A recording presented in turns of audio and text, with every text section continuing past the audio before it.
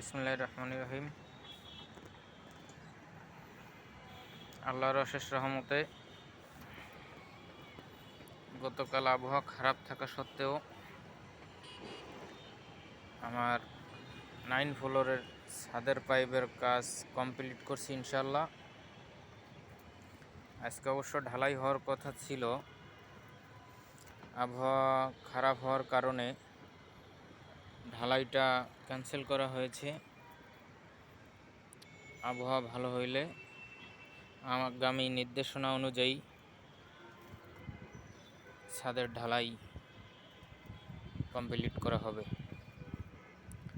তো আমার কাজের কোয়ালিফিকেশন, কাজের সুন্দর বা ভুল ত্রুটি থাকলে আপনারা কমেন্টে বলবেন।